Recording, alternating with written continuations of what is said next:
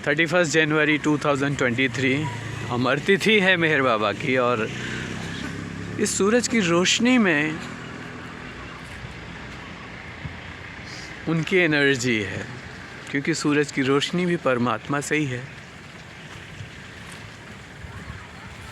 इन फूलों की फ्रेशनेस में, इन फूलों की सुंदरता में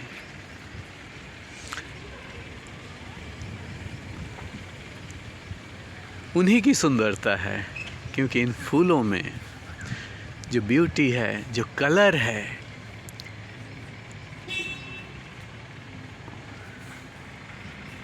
वो किसने भरा? उसी ईश्वर ने।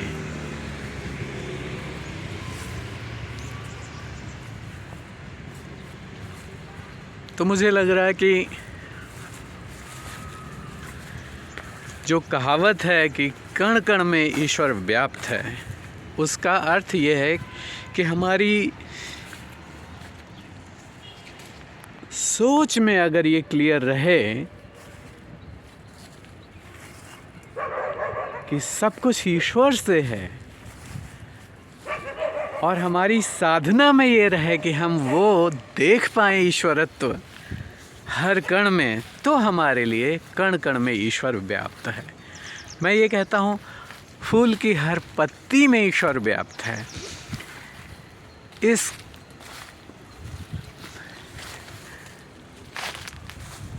गुलाबी रंग के फूल में जो कलर है, पिंक कलर, ये कलर है ईश्वर की कृपा, ये कलर है ईश्वर की योजना का अंश। ये जो येलो कलर का फूल है, इसमें जो येलो कलर है, इस कलर में ईश्वर की योजना है, ईश्वर का इफेक्ट है, इसलिए तो ये कलर है। ये जो लाल रंग के फूल हैं,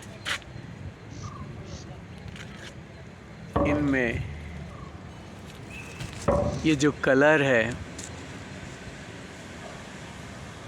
ये ईश्वर की पावर से है। तो जो कण कण में ईश्वर व्याप्त है, उसका अर्थ ये है कि अगर मुझे ऐसा समझ में आया, और उसी की कृपा से समझ में आता है कि आप ढूंढने नहीं लगे, मैं ये ढूंढने लगूं कि अरे इस पत्ती में कहाँ ईश्वर व्याप्त है, इस फूल के कलर में नहीं। ये क्लैरिटी हो गई कि जो कलर है वो ईश्वर की कृपा से है, उनकी योजना से है, इसलिए ईश्वर व्याप्त है ना। ये मुझे ऐसा समझ में आया, और ऐसा बहुत लोगों को समझ में आया, लेकिन मुझे आ गया, तो I am thankful to God. And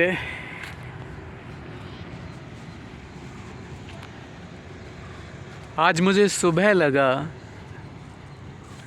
कई बार ऐसा फील होता है, लेकिन हम फील क्या करते हैं? हमारे मन की हर सोच में ईश्वर व्याप्त है, हमारी हर फीलिंग में ईश्वर व्याप्त है। अगर हमारे व्यवहार में ईश्वर व्याप्त है, अगर,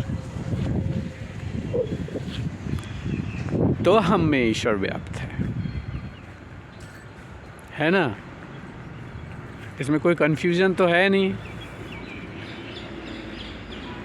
कि भाई बाहर कितना व्याप्त है, वो तो बाहर की बात जाने, वो तो है, लेकिन हमारे भीतर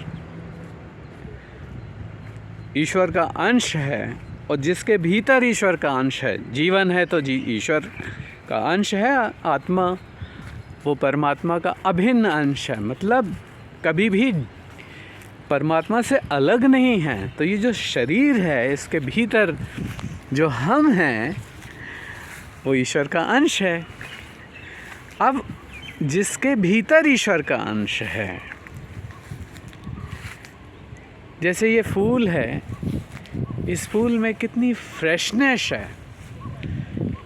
अब इस फ्रेशनेस को देख करके ये समझ में बहुत आसानी से आ जाता है कि ये अपनी जड़ों से जुड़ा हुआ है, और इसमें जड़ों से, ज़मीन के अंदर से जो पानी है तनों से आ रहा है, जो स्टेम है, जो वहाँ से नीचे से पानी आता है ना, रूट से, जड़ से, और वो इसकी हर टहनी पे और हर फूल पे वो आता है, तो फ्रेशनेस है। तो हमारे भीतर जो रूट है वो आत्मा है, और आत्मा से जो आता है हमारे विचार, हमारे जो शब्द, हमारी जो भावनाएं, हमारे जो कर्म, उनमें फ्रेशनेस होगी। अगर इतने से सुंदर से फूलों वाले इस वृक्ष को एक हिस्सा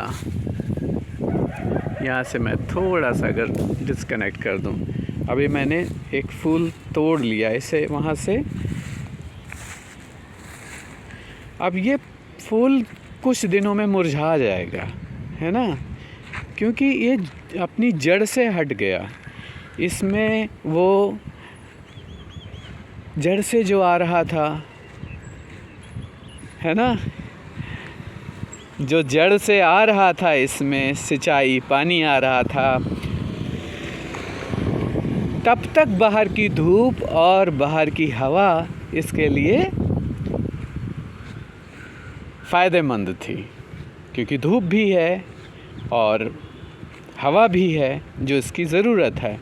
लेकिन तब तक वो सब महत्वपूर्ण है जब तक ये अपनी जड़ से कनेक्टेड है। तो हमारे लिए जो बाहर की परिस्थितियां हैं, बाहर की सिचुएशंस हैं, बाहर के लोगों के साथ व्यवहार का आदान प्रदान है, वो तभी तक महत्वपूर्ण है जब हम अपने भीतर की जड़ से जुड़े हैं, अंतरात्मा से जुड़े हैं। हम जुड़े हैं का इसका अर्थ क्या है? हमारा मन, हमारे विचार अगर अंतरात्मा से प्रेरित हैं, अर्थात ईश्वर की आज्ञाकारिता के अनुसार हैं, तो हमारा जो हर विचार है, जो थिंकिंग है, जो थॉट प्रोसेस है, वो इन फूलों की तरह फ्रेश होगा, मुरझाएगा नहीं, क्योंकि कनेक्टेड हैं। उनमें एक जीवन होगा, उनमें एक फ्रेशनेस होगी, उसमें एक सच्चिदानंदमय का अनुभव होगा, है ना। और अगर हम उस आज्ञाकारिता से अपने आप को, मन, विचारों को, भावनाओं को, शब्दों को जो बोलते हैं ईश्वर के अनुसार नहीं हैं अगर, तो वो उसी तरीके के फूल है जैसे ये डिस्कनेक्ट है, कुछ दिन बाद मुरझा जाएगा। तो सवाल ये है कि क्या हमारा मन मुरझाया हुआ है या फ्रेश है? अगर मुरझाया हुआ है, यानी चिंता में है, या मायूसी में है, या उदासी में है, या दयनीयता की स्थिति में है, या दीनता की स्थिति में है, या निराशा की स्थिति में है, तो इसका अर्थ बाहर की परिस्थितियां नहीं हैं। क्या आप ये कह सकते हैं कि फूल जो है ये कुछ समय बाद जब मुरझाएगा, तो क्या ये इसलिए मुरझाएगा कि बाहर की हवा और धूप इसको मुरझाने के लिए मजबूर कर रही है, या इसलिए मुरझाएगा कि ये अपने वृक्ष से, अपनी जड़ से डिस्कनेक्टेड हो गया है ना। तो जब हमारा मन अपनी आत्मा से डिस्कनेक्टेड हो जाता है, तो हमारे शब्द मुरझाए हुए होते हैं। मुरझाए हुए शब्द जिनमें फ्रेशनेस नहीं होती, उनमें गुस्सा हो सकता है, उनमें तनाव हो सकता है, उनमें निराशा हो सकती है, उसमें हताशा हो सकती है, उसमें दुख हो सकता है। कारण सिर्फ एक है कि जड़ से हट गया मन, और जड़ से जुड़ने के लिए जब तक जीवन है तभी तक जड़ से जोड़ा जा सकता है मन को। तो हमारी जो साधना है, हमारी जो कोशिश है, वो उस माली की तरह होनी चाहिए जो जड़ों तक पानी पहुंचाता है। जैसे इसकी जो जड़ें हैं जहाँ पे, वहाँ पे सिंचाई होती है।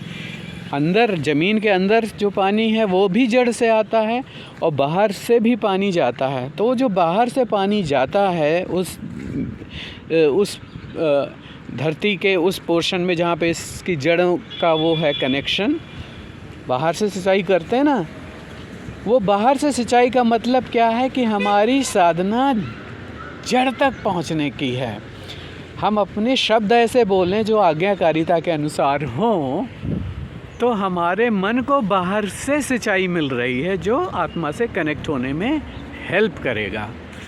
हमारा दूसरों के प्रति अगर ये दृष्टिकोण रहे कि इसमें भी ईश्वर है, जैसे इस फूलों में ईश्वर है, कलर जो है ईश्वर का इफ़ेक्ट है, ये है ना। ईश्वर कोई यहाँ पे मतलब ह्यूमन फॉर्म में नहीं है, ये कलर ईश्वर का इफ़ेक्ट है।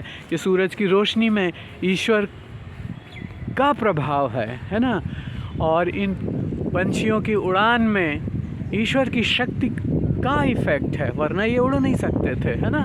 ये पंछी उड़ रहे हैं, चिड़ियाँ उड़ रही हैं।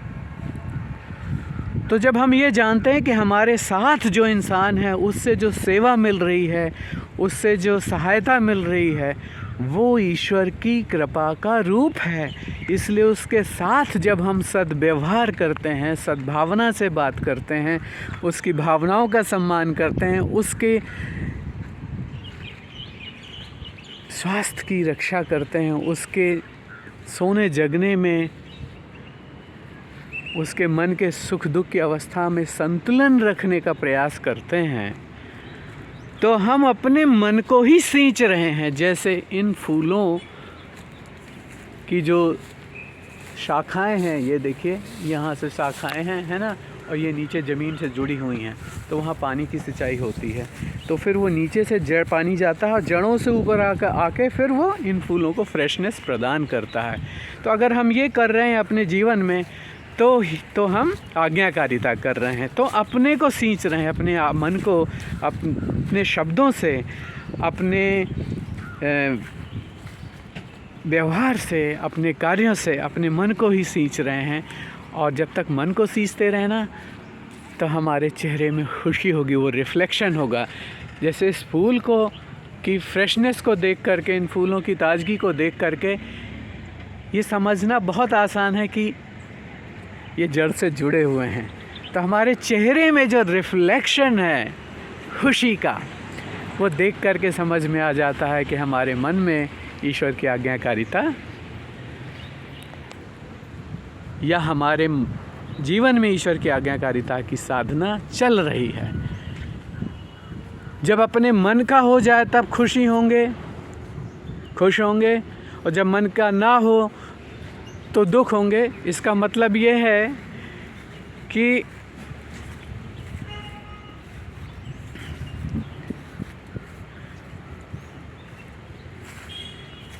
कि बाहर से, जैसे ये फूल सोचने लगे कि तभी खिलूँगा जब बाहर की रोशनी मिलेगी, धूप मिलेगी, बारिश होगी तो नहीं खिलूँगा। तो ये सोच तो उसकी कैसी लगेगी।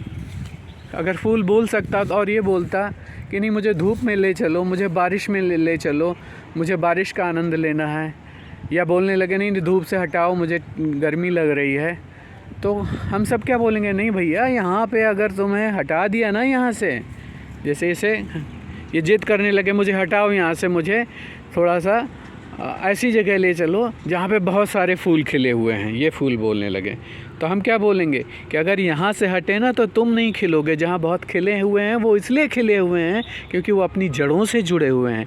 अगर तुम यहाँ से हट गए, अपनी जड़ से हट गए, तो तुम मुरझा जाओगे।